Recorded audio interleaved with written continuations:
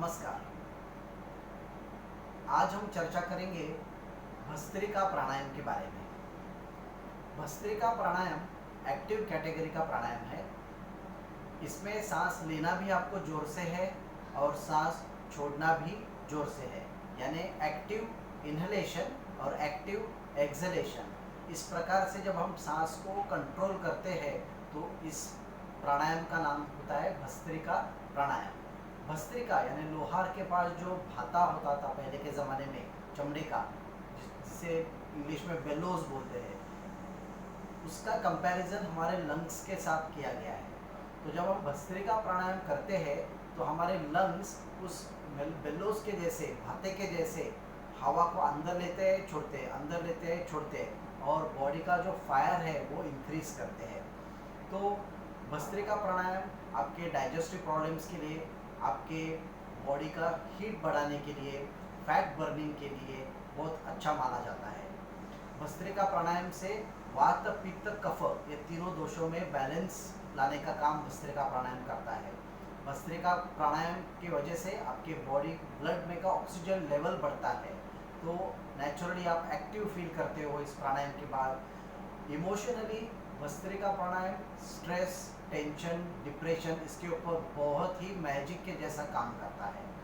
तो भस्त्रिका प्राणायाम करने से आपकी इम्यूनिटी बढ़ती है, आपकी रोग प्रतिकार शक्ति जो है इम्यूनिटी वो बढ़ती है, और सभी आपकी जो पुरानी बीमारियां हैं उनको जड़ से निकालने के लिए इस प्राणायाम का फ़ायदा होता है। तो भस्त्रिका प्राणायाम करने का विधि हम देखेंगे कैसी करनी है भस्त्रिका प्राणायाम। तो जो बैठने की जो पोजीशन है वो पद्मासन अगर जमता है आपको तो सबसे बेस्ट रहेगा, या फिर वज्रासन में भी आप कर सकते हो। पद्मासन या वज्रासन इसलिए क्योंकि आपकी रीढ़ की हड्डी जो है, स्पाइन जो है, वो प्राणायाम के दौरान स्ट्रेट रहना बहुत ज़रूरी है। अगर आप झुक के बैठ के अगर गलती से प्राणायाम कर रहे हो तो आपको प्राणायाम का उस विशेष लाभ नहीं होगा, इसलिए रीढ़ की हड्डी आपकी सीधी रहनी बहुत ज़रूरी है। तो वज्रासन में आपकी रीढ़ की हड्डी एकदम सीधी हो जाती है, वैसे ही पद्मासन में भी रीढ़ की हड्डी आपकी एकदम सीधी रहती है। तो इन दोनों आसनों का विशेष फायदा होगा भस्त्रिका प्राणायाम करने में। भस्त्रिका प्राणायाम जब आप करते हो तो 3 स्टेजेस में किया जा सकता है। 3 स्टेजेस यानी पहले तो स्लोली करने की प्रैक्टिस करनी चाहिए बिगिनर्स के लिए, यानी सांस गहरी लेनी है एक्टिव, और सांस गहरी छोड़नी है, फिर से धीरे गहरी लेनी है, गहरी छोड़नी है। और ये जो स्पीड है ये हर एक सांस के बीच में का स्पीड है, थोड़ा बीच में गैप देना जरूरी है। तो ये हो गया स्लो स्पीड से। मध्यम थोड़ा सा स्पीड बढ़ाओ, और फास्ट में तो एकदम आप breathe in breathe out, breathe in breathe out, breathe in breathe out, ऐसे आप फास्ट कर सकते हो। लेकिन जब आप शुरू में नए नए प्रैक्टिस कर रहे हो भस्त्रिका प्राणायाम तो फास्ट डायरेक्ट मत करना, स्लो से स्टार्ट करना।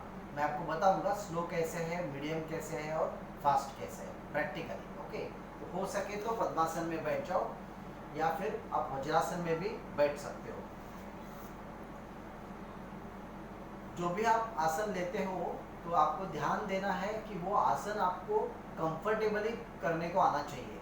अगर आप पद्मासन में बैठे हो और बहुत पैर में दर्द हो रहा है तो आपका पूरा ध्यान उस दर्द के तरफ जाएगा और प्राणायाम के ऊपर ध्यान नहीं जाएगा। तो कंफर्टेबल पोजीशन में बैठो। शुरू में आपको अगर पद्मासन भी नहीं जमता है, वज्रासन भी नहीं जमता है, तो आप प्रॉपर सुखासन में भी बैठ के ये प्राणायाम को कर सकते हो। ठीक है, तो दोनों हाथों की ज्ञान मुद्रा रखिए, एल्बोज में हाथ रिलैक्स रखिए, शोल्डर्स में रिलैक्स, और स्पाइन स्ट्रेट करके बैठ जाइए। इसके बाद अब मेरे सांस के ऊपर ध्यान देना। मैं आपको स्लो टेक्निक बताता हूँ।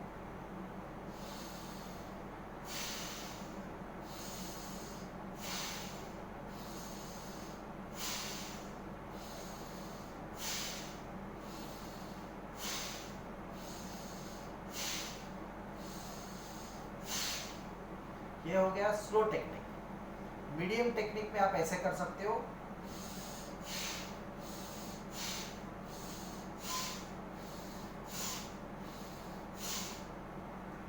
और फास्ट टेक्निक में देख लो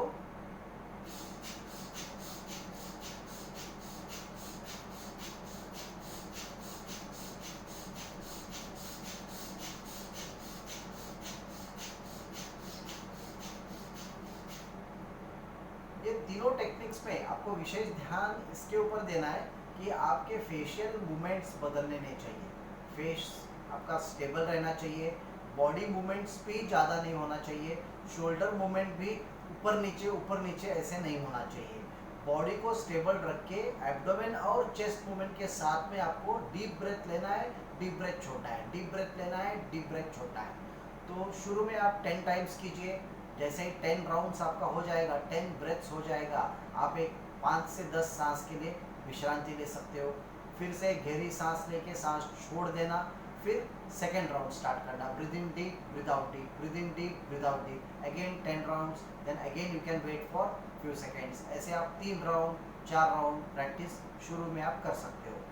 जैसे जैसे आपको लगेगा आपकी कैपेसिटी बढ़ रही है तो आप धीरे से करने के बजाय थोड़ा मीडियम स्पीड, स्लो के बाद मीडियम स्पीड में आप कर सकते हो, फिर फास्ट भी आप कर सकते हो, लेकिन डायरेक्टली फास्ट प्रैक्टिस मत करना। ये एक हो गया विधि पद्मासन में बैठ के भस्त्रिका करने का। और एक आसान तरीका है भस्त्रिका प्राणायाम करने का और रिजल्ट भी उसके बहुत अच्छे हैं, वो है वज्रासन में बैठ के। कंफर्टेबली वज्रासन में बैठ जाइए, स्पाइन ऑटोमेटिकली आपका स्ट्रेट हो जाता है वज्रासन में।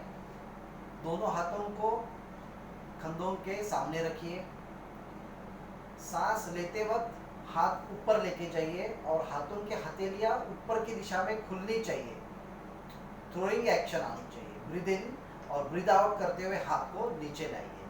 अब इसमें हाथ ऊपर नीचे करने के ऊपर फोकस नहीं है, आपका ब्रीदिंग एक्टिवली, ब्रीदिंग भी जोर से होना चाहिए, ब्रीद आउट भी जोर से होना चाहिए। सिर्फ वज्रासन में आप हाथ का मूवमेंट कर रहे हो।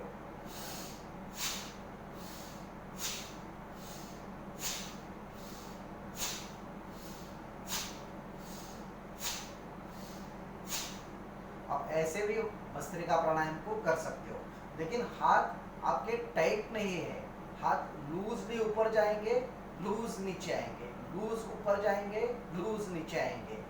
हाथों का एक्शन एकदम रिलैक्स पे रखना है, लूज रखना है, टाइटनेस के साथ नहीं करना है। आपको अगर हाथ का एक्शन नहीं करना है तो भी चलेगा। आप वज्रासन में बैठ के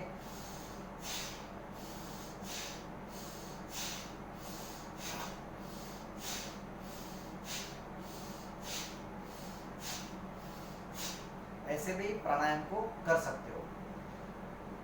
भस्त्रिका करने के वक्त आपको विशेष ध्यान इसके ऊपर भी देना है कि आपका पेट खाली होना बहुत जरूरी है।